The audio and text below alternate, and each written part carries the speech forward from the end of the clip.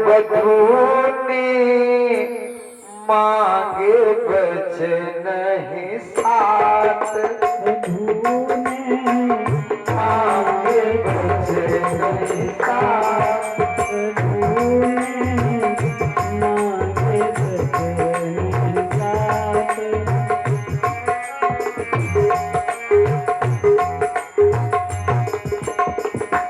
Number 1,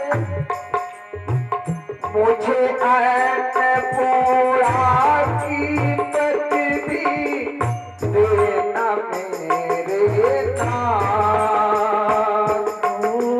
मुझे अन्नपूर्णा की पदवी देना मेरे नाथ, भोजनशाला का प्रबंध सब रखना मेरे हाथ, वधू ने मांगे बच नहीं साथ, वधू ने मांगे बच नहीं साथ, वधू ने मांगे बच नहीं साथ।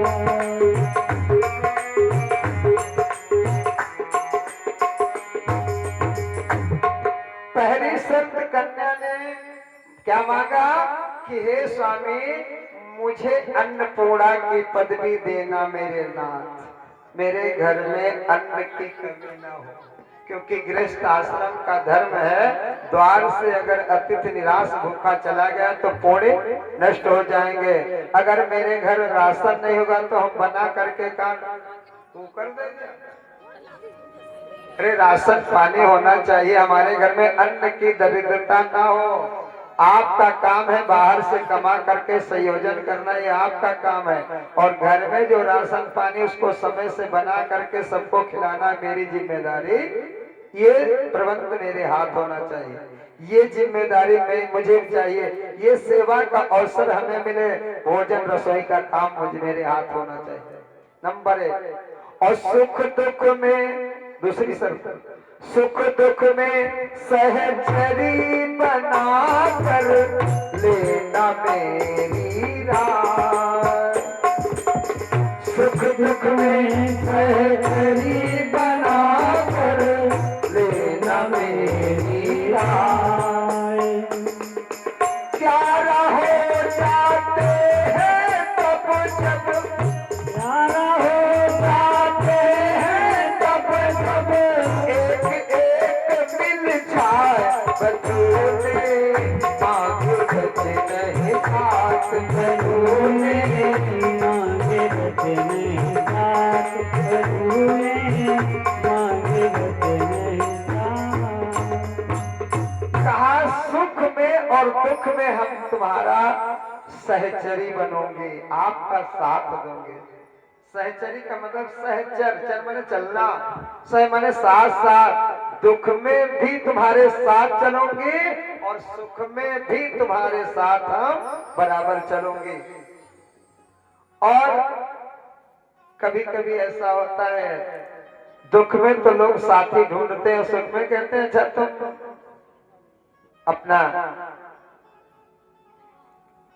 लेकिन पति और पत्नी, पत्नी कहती है, कन्या कहती है कि दुख और सुख में हमें सहचरी बनाना, हम बराबर तुम्हारे साथ चलेंगे और मेरी राय भी लेना, दुख में भी सलाह दूंगी और सुख में भी राय लेना, कुछ राय देंगे और आप राय देना और राय लेना, ये दोनों का काम। जिस घर में नारी पुरुष मिल एक होई, जुग जुग राज करे नर सोई। महाराज हरिश्चंद्र का धर्म जब संकट में पड़ा तो महारानी ने तारा पावर दिया, स्वामी धर्म नहीं छोड़ना। तो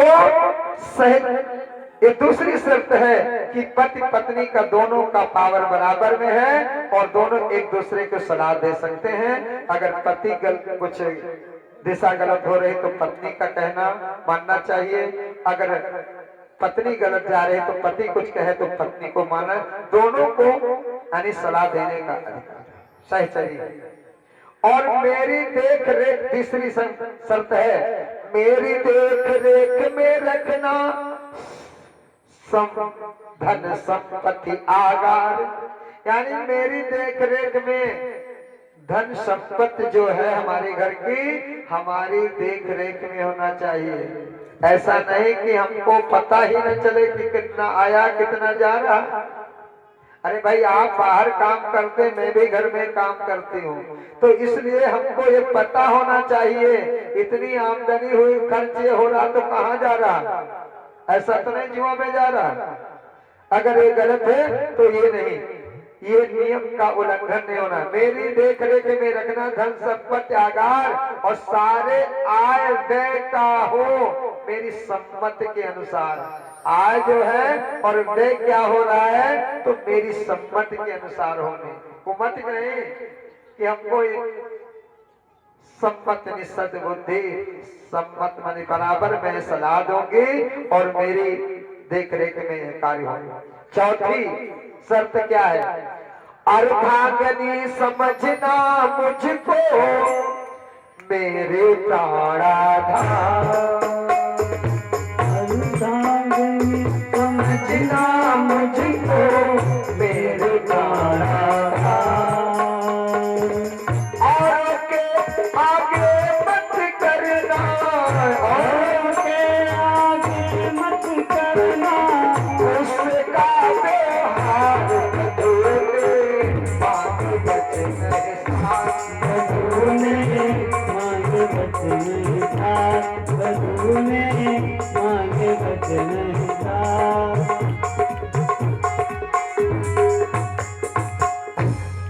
और चौथी शर्त है अर्धांगनी समझना मुझको, मैं आधा अंग हूँ आपकी अर्धांगनी हूँ, तो कभी औरों के आगे गुस्से का व्यवहार न करना कि चार रिश्तेदार आवे और मारे अपने तब्बे हो रत्ते चूक हो गया मार।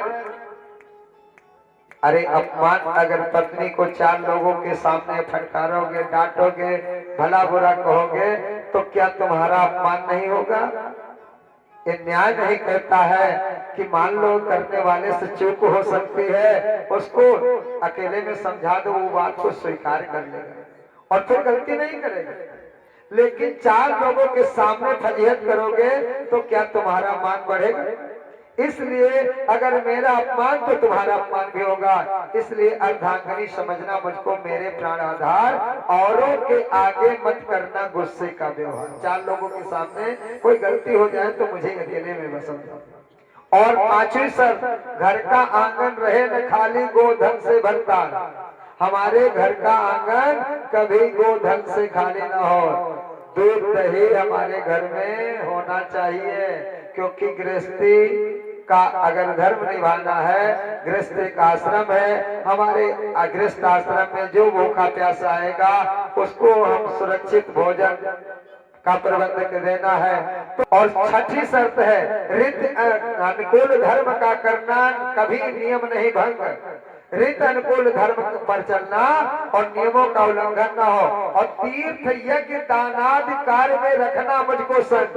अगर तीर्थ जाओ, यज्ञ करो, दान करो, धर्म के कार्य में सदा हम तुम्हारे साथ रहोगे। ये न कि तुम अच्छा तुम ही रहो, हम जाए अकेले तीर्थ घूमेंगे।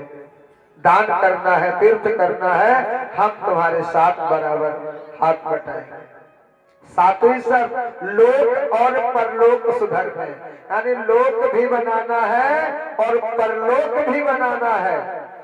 लोक और परलोक सुधरने का करना उद्योग, और इस जीवन में भी जीवन धन हो मेरा सहयोग, यानी इस जीवन में भी मेरा सहयोग होना। मैं तुम्हारी सेवा करूंगी, मैं आपके कोई साधना में बाधा नहीं पैदा करके, हम बराबर आपके जीवन संगनी बनी कर रह करके और अपने प्रतिबद्ध धर्म का पालन। ये 7 शर्त।